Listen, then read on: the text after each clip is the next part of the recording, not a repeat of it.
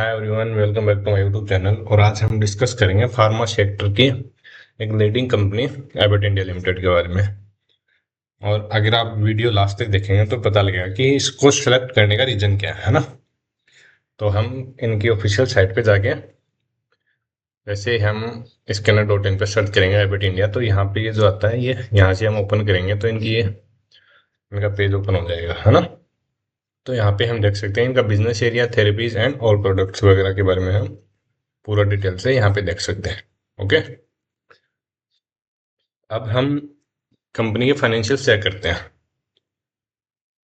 Market cap है 55,856 crore, stock भी 36.6, ROCE return on capital employed 46.2%, डेब्ट टू इक्विटी कंपनी डेब्ट फ्री है, जीरो डेब्ट है। वो क्यों है आगे हम बात करेंगे। Pledge percent zero, ROE return on equity 35.7% और प्रोमोटर होल्डिंग 75%।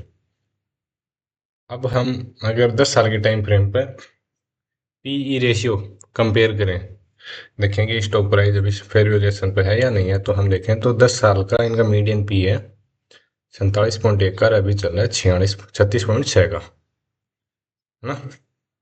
अगर हम 5 साल के टाइम फ्रेम पे देखें तो फिर भी ये अभी सस्ता है। ओके, तो प्राइस टू अर्निंग रेशियो के हिसाब से अभी फेयर वैल्यूएशन पे है स्टॉक प्राइस। अब हम चलते हैं क्वार्टरली रिजल्ट्स पर। जो सेल्स 2000 दिसंबर 24 में 1614 करोड़ के थे वो बढ़ के 1724 हो गई हैं। और ऑपरेटिंग प्रॉफिट 436 करोड़ से बढ़ के 463 crore, profit before tax 488 crore से बढ़ के 509 करोड़, और नेट प्रॉफिट 361 करोड़ से बढ़ के 376 crore. Profit and loss statement में देखें तो जो सेल्स 2014 में 2276 करोड़ की हुआ करती थी वो अभी trailing 12 month highest average 6824 crore, और नेट प्रॉफिट भी जो 198 करोड़ का होता था वो 1524 करोड़ का हाईएस्ट एवर है, और EPS भी हाईएस्ट एवर है। बैलेंस शीट में जो रिजर्व कंपनी के पास 2014 में 767 करोड़ का था वो बढ़ के मार्च 2025 में 4212 करोड़ और सितंबर 2025 में 3990 करोड़। अभी आप लोगों को ये डाउट हो सकता है कि अनिल भाई आप बोले थे कि कंपनी डेब्ट फ्री कंपनी है, तो फिर यहाँ पे 182 करोड़ की बोरोइंग्स क्यों दिखा रहे हैं, है ना। इस चीज को हम समझने के लिए अगर हम अदर एसेट्स में जाएं, है ना, तो यहाँ पे हम देख सकते हैं कंपनी के पास कैश कितना है। कंपनी के पास कैश है 1279 करोड़ का, और इनके पास बोरोइंग कितनी है 182 के। तो ऑलमोस्ट अगर ये पूरा भी चुका दें तो लगभग 1100 करोड़ इनके पास कैश बच जाएगा, है ना। तो इस वजह से इसको डेब्ट फ्री बोला था। कैश फ्लो में देखें तो एक भी साल ऐसा नहीं है जब 2014 से 25 तक cash from operating activity minus में हो। मतलब जो भी पैसा कंपनी कमा रही है, मैनेजमेंट कमा रहा है, वो बुक्स में आ रहा है। और ROC देखें, रिटर्न ऑन कैपिटल एम्प्लॉयड, तो 2014 से 2025 तक इनकी एक बार गई थी 34%, 2017 में बाकी 39, 40, 35, 37। और अभी अगर हम मार्च 2024 से मार्च 2025 2 साल देखें तो कंटिन्यूस 46% है, जो कि एक बहुत ही अच्छा साइन है। ओके, अब हम शेयर होल्डिंग पैटर्न और देख लेते हैं। प्रमोटर्स के पास कितना है 75, 74.99, एंड FI के पास 0.19%, DI के पास 9%, और पब्लिक के पास कितना है 15.83। तो मतलब पब्लिक के पास 15.83 है, तो स्ट्रॉन्ग हैंड्स के पास जो बिग बॉयज हैं उनके पास है 84.17%, स्ट्रॉन्ग हैंड्स के पास है, क्योंकि एक बहुत अच्छा साइन है ना। तो हमने बिजनेस भी देख लिया, फाइनेंशियल्स भी देख लिया। अब हम चलते हैं टेक्निकल चार्ट्स पर चलते हैं। तो यहाँ पे मैं आपको एक चीज दिखाता हूँ कि क्यों हमने इसको सेलेक्ट किया था, है ना। ये कंपनी स्टॉक मार्केट में लिस्ट हुई थी 8 जनवरी 2010 को। उसके बाद से मैंने यहाँ पे लगा रखा है ऑल टाइम हाई से इसने कितना सेट बैक दिया, मतलब ऑल टाइम हाई से ये कितना नीचे गया था स्टॉक। तो ये 2010 में गया था 26%। नया लाइफ टाइम हाई बनाने के बाद स्टॉक नीचे कितने जाता है वो दिखा रहा हूँ आपको, है ना। अगेन 2010-11 में ये गया था, मतलब इसने कब बनाया था हाई? 24 नवंबर 2010 को ऑल टाइम हाई बनाया था, और उसके बाद ये 10 फरवरी 2011 को इसने लो बनाया था, तो वो था 35% डाउन। ओके।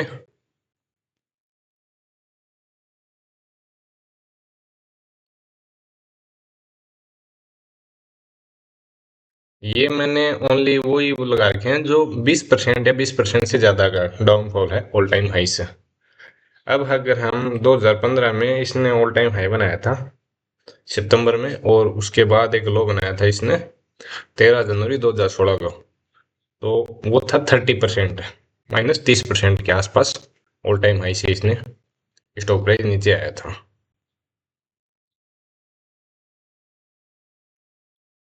अगर ये 16-17 वाला कम कर लें तो ये आता है ऑलमोस्ट कितना, हाँ अगर यहाँ तक करें ऑल टाइम हाई से पूरा नीचे कितना गया था, 35% था ये, है ना। उसके बाद हम देख सकते हैं कि 2018 में 22%। ध्यान रहे ये मैंने वही लगा रखे हैं जो ओनली 20% से ज्यादा का डाउन है। 23%, फिर दोबारा 20 में 20% डाउन आया था, उसके बाद 21 में आया था 35%, है ना।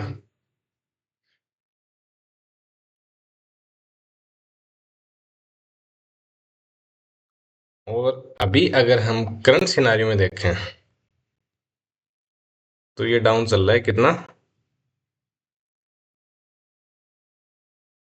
एक बार मैं सारी ड्राइंग हटा देता हूँ ताकि आप लोगों को अच्छे से समझ में आ जाए, है ना।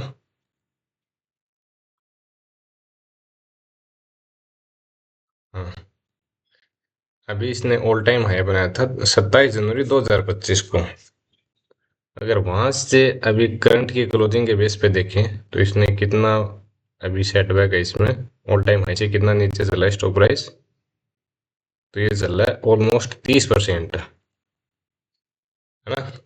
यहाँ पे हम एक चीज देख सकते हैं कि यहाँ पे एक ये सपोर्ट रेंज भी है, स्ट्रॉन्ग सपोर्ट। अगर एक रेंज और देखें यहाँ पे तो वो ये आती है ऑलमोस्ट, जो किसी टाइम पर इसमें क्या था, रेसिस्टेंस लेवल था, है ना। अगर स्टॉक प्राइस यहाँ तक आता है, नीचे वाले सपोर्ट तक आता है, तो ये कितना होगा, 35% का। अब बात ये रही कि मैंने इसको आज सिलेक्ट करने का रीजन क्या है, मेरा इसको सिलेक्ट करने का, तो जो डाटा मैंने दिखाया है अगर हम उसको देखें तो ये 20% से ज्यादा डाउनफॉल कितना गया है मैक्सिमम, तो 2011 में ये गया था, अभी हमने चेक किया कि 35%, और उसके बाद ये डाउन गया था कितना, 2022 में 21-22 में 35%, 35% से ज्यादा डाउन ये आज तक किसी भी कंडीशन में नहीं गया। अभी कितना चल रहा है, अभी चल रहा है 30%। तो हो सकता है कि क्या अनिल भाई, मतलब 35% गया तो उसके बाद कभी जाएगा ही नहीं। स्टॉक मार्केट में श्योरिटी नाम की कोई चीज नहीं है। 35% गया, 40% भी जा सकता है, 45% भी जा सकता है ना। पर अगर हम पीछे का डाटा देखते हैं तो हमें एक श्योरिटी मिलती है। ओके। तो हमने देखा कि मैक्सिमम 35% का इसमें ड्रॉबैक आया था। अब हमारी इसमें स्ट्रेटेजी क्या होनी चाहिए, जैसे हमें ये बताया कि 35% लास्ट गया था, मान लो अगर हम यहीं पे बाय करते हैं तो हमें क्या करना चाहिए, यहाँ पे बाय करते हैं तो हमारे बाइंग पॉइंट से जैसे ये 20% हमें दे दे, यहाँ पे जैसे हमारा 20% हो जाता है 31,400 के आसपास, अगर हम करंट प्राइस पे बाय करते हैं तो वो हमारा विद इन 3-4 महीने में हमें 20% मिल जाता है। अगर आपको इस चीज का यकीन ना हो तो आप चेक कर सकते हैं। जब भी इसने ये बनाया था, ये नीचे गया था, जैसे यहाँ पे,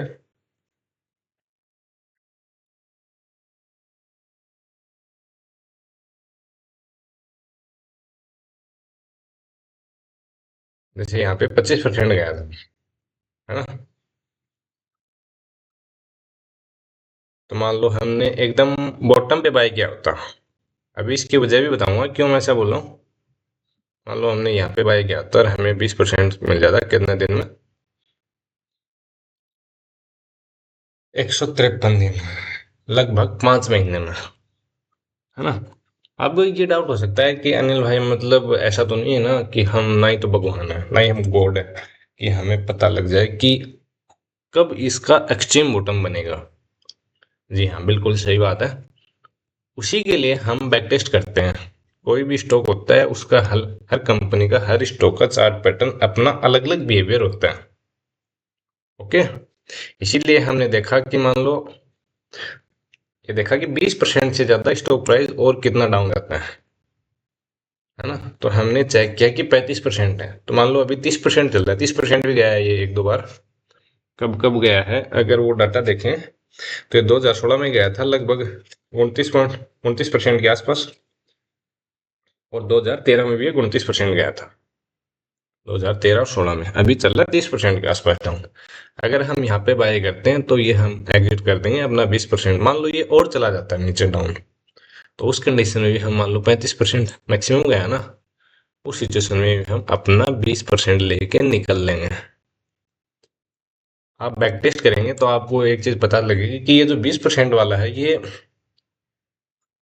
मैक्सिमम 6 महीने, बोलो मैक्सिमम एक दो बार को अगर छोड़ के देखें तो वो टाइम पीरियड था जब इसने ज्यादा टाइम लिया था 2016 में। 20% देने में इसने 517 दिन लिए थे।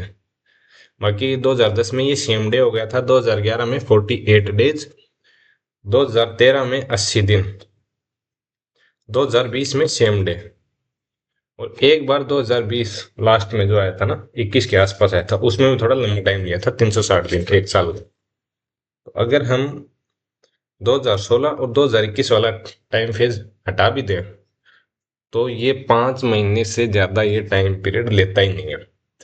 अभी हमने इसके फाइनेंशियल देखे थे कि सेल्स हाईएस्ट हो रहा है, नेट प्रॉफिट हाईएस्ट हो रहा है, रिजर्व हाईएस्ट हो रहा है, सब कुछ हाईएस्ट हो रहा है ना। कंपनी में किसी तरह का इश्यू कोई है नहीं। तो ऐसे में जैसे ही मार्केट करेक्ट होगा, मार्केट ऊपर चलना स्टार्ट करेगा, ये विद इन 2 3 4 मंथ हमारे टारगेट्स अचीव हो जाएंगे जल्दी से जल्दी। ओके। अगर एक ट्रेड और करना चाहें आप इसमें, मतलब दो अलग अलग पोर्शन में करना चाहें, तो यहाँ पे ऑल टाइम हाई के लिए भी कर सकते हैं, जो कि 40% के आसपास बनता है। तो जैसे एक ट्रेड हमारी इसमें हो सकती है 20% के लिए, और एक ट्रेड हो सकती है हमारी 41% के लिए। तो फिर 20% वाला हमें मिल जाएगा 4 5 महीने में, और ये एक साल से पहले हमें हर हाल में मिल जाएगा। इसमें एक चार्ट पैटर्न और बन रहा है, वो दिखाता हूँ आपको मैं। वो क्या है? वो यहाँ पे एक ब्यूटीफुल RHS पैटर्न यानी reverse head and shoulder pattern formation चल रही है, जिसमें लेफ्ट शोल्डर ऑलरेडी बन चुके हैं।